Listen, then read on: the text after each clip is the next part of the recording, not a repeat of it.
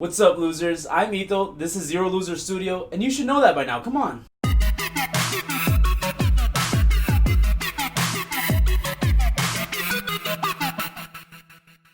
Welcome back to another video. I'm glad you guys are back. This week's video is going to be a little bit different from the ones I've done in the past. We're not talking about superheroes or comic books. I guess we're talking a little bit about video games, but not really in the traditional sense. Today, we're talking about creepypastas. For anyone that doesn't know what a creepypasta is, they're basically horror stories that are passed around the internet from site to site. Often, but not always, Reddit and other forums are the original source of the material. The most famous creepypasta that has succeeded in extending passive subculture is, of course, Slender Man. This digital urban legend is so huge that there are video games, films, and even crimes revolving around him. Unlike most older creepypastas, the origin of Slender Man is definitive. Created by Eric Knudsen in June of 2009, it was a contribution to a Photoshop contest held on the Something Awful internet forum. The challenge was to create paranormal images, and Knudsen participated with a pair of black and white pictures of children that featured the character that would be universally known as the Slender Man standing behind them. The addition of text supposedly written by witnesses adds to the overall creep level and gives the character a historic background. Typically, the character is featured as an unnaturally tall,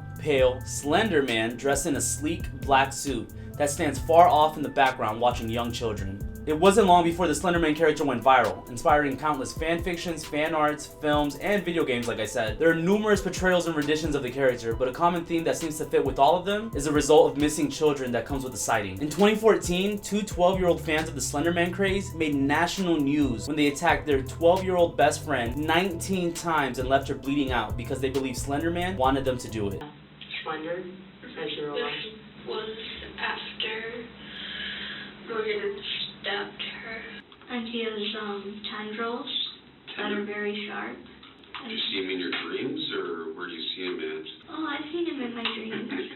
Luckily, the victim, Peyton Lautner, survived and has since then recovered. The two culprits, Anissa Ware and Morgan Geyser, have both been dealt hefty sentences as a result of their crimes. These days, there are entire websites and YouTube channels dedicated to constantly pumping out creepypastas for our entertainment. Most of these creepies are reminiscent of what you would expect from a B-list horror movie. Ghosts, demons, scientific experiments, you name it. But the creepypastas of the past oftentimes revolved around video games. One of the most well-known myths out there is the one revolving around Lavender Town. Any fellow longtime Pokemon fans out there are probably already familiar with this one. It throws us back all the way to the original Pokemon games that came out in 1996, Pokemon Red and Pokemon Green. In the games, there's a town that you come across in your journey to become the very best, Lavender Town. Now, there's nothing inherently special about this location in the game, but something that almost instantly stuck with players is the creepy, chimey melody that played whenever you were in the area.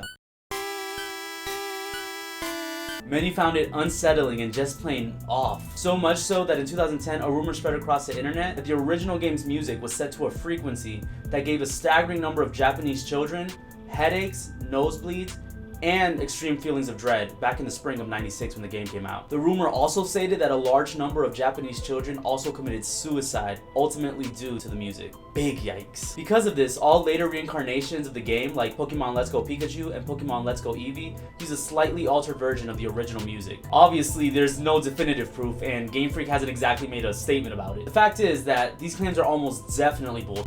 But the fact that so many of us have actually played the original games and have listened to that tune just makes it that more uncomfortable. Now, this last creepypasta is super recent, and just like Slender Man, it's a perfect example of how far the impact of some of these stories goes. In 2018, Momo presented itself in the form of a challenge targeted towards teenagers. A lot of you guys are going to remember it by the ghoulish face that accompanied the meme and was said to be Momo herself. Supposedly set up as a series of anonymous messages on WhatsApp that were set to demand players to fulfill a set of often violent challenges.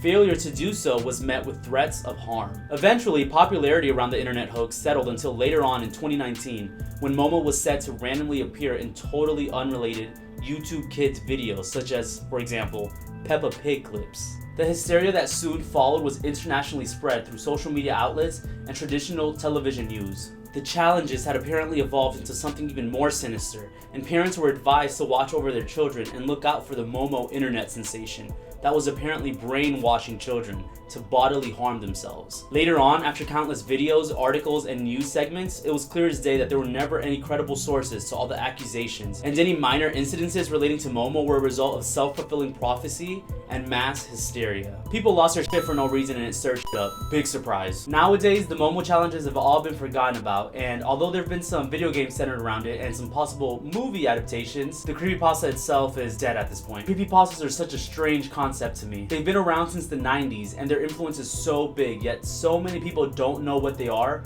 or where they came from. They're like rumors and gossip that get spread between schools until eventually everyone starts believing it. Like rumors, they might be a little fun, but sometimes it seems people take them too seriously. Alright, and that's gonna wrap things up for this video, and I hope you guys enjoyed it. What are some famous creepypastas that you guys remember? Death the Killer? The Russian Sleep Experiment? Super Mario 128? Let me know in the comments, and don't forget to like this video, subscribe, and ring the notification bell for more content. Until next time, I'll see you later, losers.